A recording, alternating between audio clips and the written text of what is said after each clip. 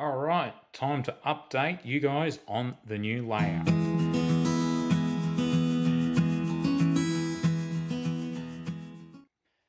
G'day guys and welcome back to Leila Central. My name's Clinton, your average modeler, and today I'm essentially updating you all on the new layout. Now before I get started on the actual benchwork itself, I'd like to give a nice warm welcome to my new subscribers, and for my current subscribers that have been sticking around, you guys are totally awesome. Now in regards to the actual layout itself, I'll give you guys a bit of information. I'm going to be modelling the Trent Valley line. And some of you may or may not have heard about it, but for those that haven't heard about it, check this little segment out as well. The Trent Valley Line was opened in 1847 to give a more direct route from London to the northwest of England, bypassing the existing route of Birmingham.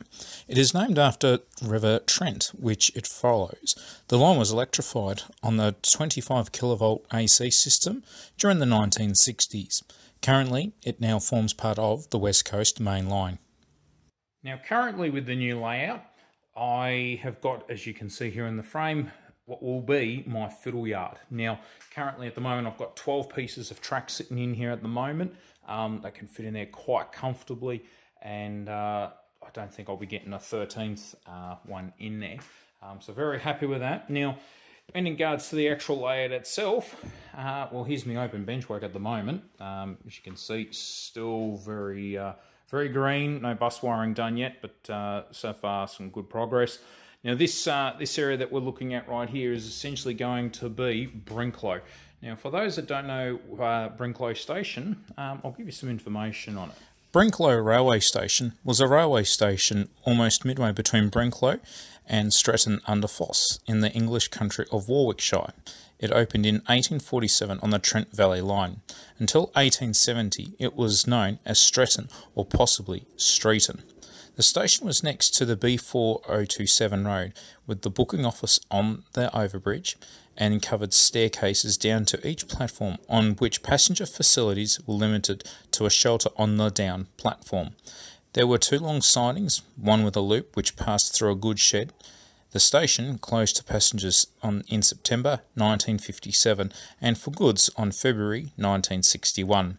The station buildings, platforms and sidings have since been removed. So there you have it guys, that was Brinklow. So Brinklow itself, as you can see from the very far end where my tape measure essentially is, so right over there, so that last cross piece, so that distance from there all the way to where Brinklow will actually be, oops, essentially comes to about here, and we're talking about 410 mils, or just over 4 meters. Now, the layout should, the actual true scale of Brinklow should fit in here, so the station will essentially start way over here, along with the platforms, the goods yard over here as well, and then it will continue over to here. Now, this benchwork at the moment is only 2 foot wide. It will be 3 feet, so I'm still to add an extra piece way out here. So as you can imagine, there's going to be a lot of scenic opportunity right here.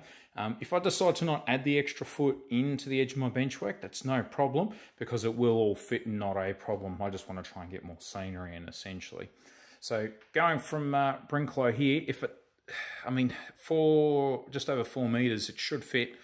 If for some reason I feel it's a bit tight, I'm probably going to shorten it by a foot, so 30 centimeters for those out there. So it shouldn't be that much of a big difference, but it'll be pretty close to how the real thing used to actually look like here. Now, moving on from the actual Brinklow station, we'll curve around here, and I do plan to keep my big sweeping curves, to this area of the benchwork itself. Now, this is 3 foot wide, as you can already see here.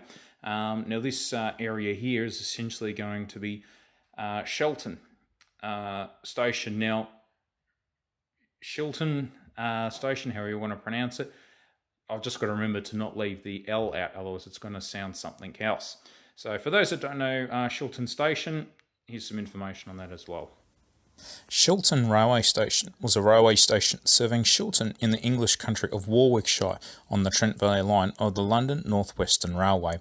The booking office was built on the bridge with steps down to the 2 island platforms. Initially, there were 2 running lines when the station opened in 1847. A third up line was added between Burnington and Rugby in 1871, for which an extra arch was built for the bridge. This became a passenger line in 1876, utilising the opposite side of the up platform, and a further line provided sidings for 22 wagons. On the downside was a refuge siding from under the bridge, which later became the downgoods and also became a loop from the main line. However, although it ran next to the platform, it was fenced off. The station buildings were constructed with the booking office built with brick for the front and the side walls. The rest of it was timber, which over the years became more and more dilapidated. The covered steps to the platforms were of corrugated iron, so it was not a pretty station, and platform facilities were minimal, little more than a small waiting shelter on the down platform. It closed in 1957, and since then the buildings, platforms and sidings have disappeared. So there we go, guys. That was Shelton Station. Now, Shelton Station will be along this area, essentially this whole length of the actual back wall. Now, going from where the tape measure is over to here, I've got about 4.4 metres. Now, Shelton Station isn't as long as Brinklow, so rather than starting it right where the tape measure starts, it maybe started about here somewhere, but we'll wait and see how that actually pans out. So once we've gone around here, this area here still needs to be expanded out. This is currently just over, I think it's about 45 centimetres or 1.5 feet. That needs to be 2 foot, so it'll eventually join up or come out to here, really, this bit of benchwork. So it's going to sweep around here. Now, this is going to be open country. No, nothing but scenery, so a couple of hills and everything else. And as we go around to here, essentially curls around, keeps going around, and we'll link up here to my actual fiddle yard itself. So this will work quite good. Now, for those that are curious as to where my cement plant's going to go, it's essentially going to be about here somewhere. So this area right here, which is my duck under to come in, is going to come out here. So I'll still have the 3 tracks running across here. One of them is going to deviate off to essentially a junction, and then it's going to curl off over to here where I'm currently standing. So I'm going to essentially have a bit of a real branch line where the train line peels off to the actual cement plant. So I'll be quite happy with that. Now, as I mentioned, this area here is going to be just country, same where the junction is as well. Now, one of the things that I have been considering is after Shilton, there is another station that is in order of the line. Now, I can fit it in this area right here, or indeed just right here. However, I'm going to hold off on that purely because I want some scenery. You know, I want to get that real distinct, noticeable part where you get a good balance between unique, normal, prototypical track work and the scenery itself. So as you can see, it's going to be quite a big run around loop along with this branch line. Now, one of the things I've had a couple of questions on from some of my subscribers has been benchwork itself. Now, I am by no means a professional. I'm not a professional modeler. I'm certainly not a professional builder either. But I'll share with you guys just what I actually use. Now, preferably, I would like to use this sort of stuff. This is called dressed pine for us over here in Australia. And it's, you know, it's very smooth, it presents well, it's light. If I was building essentially a portable layout, so going into exhibitions, this sort of stuff I would actually use. Now, this comes in different widths as well. So this here, I believe, is 20, no, not wouldn't be 25 mil. That one here would essentially be 40 mil.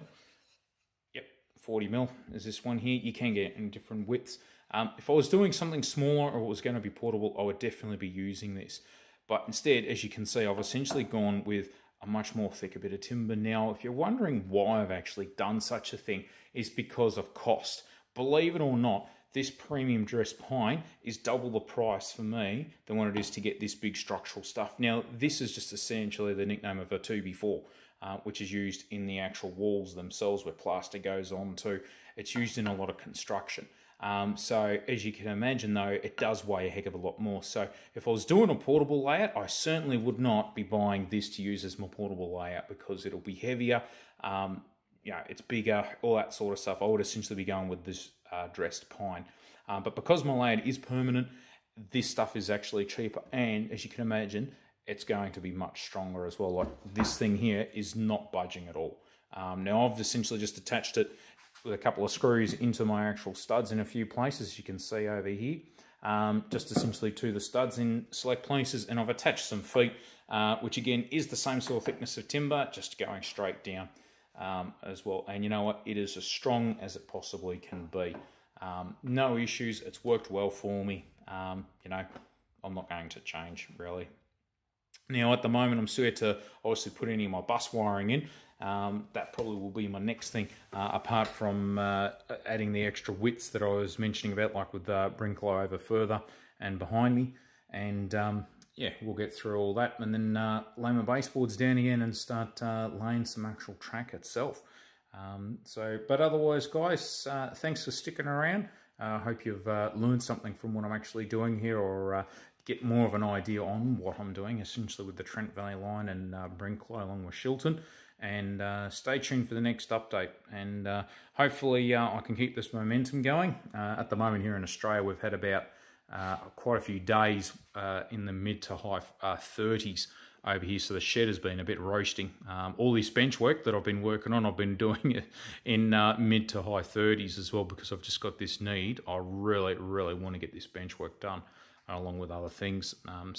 But otherwise, as you can imagine, this thing is massive. The continuous run that I have now is quite large. I can walk around my layout completely as well without any hindrance or without any stops.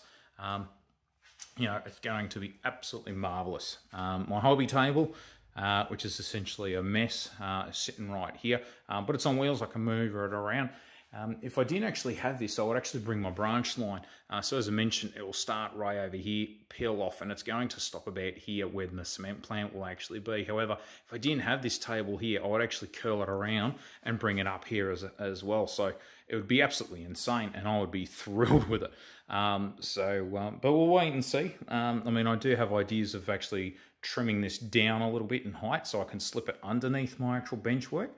And keep it on wheels, but I mean, the height of it does work well. So, and at the end of the day, also, I mean, I've got a pretty good layout. It doesn't need to really run up this far, but yeah. Otherwise, guys, thanks for tuning in. Thanks for watching and subscribing. And if you're watching this for the first time and you haven't subscribed, don't forget to hit that subscribe button and notification. So when I do release my next video, you're up with it, and you can catch up as well. So, but otherwise, guys, take care, and we will talk soon. Bye now.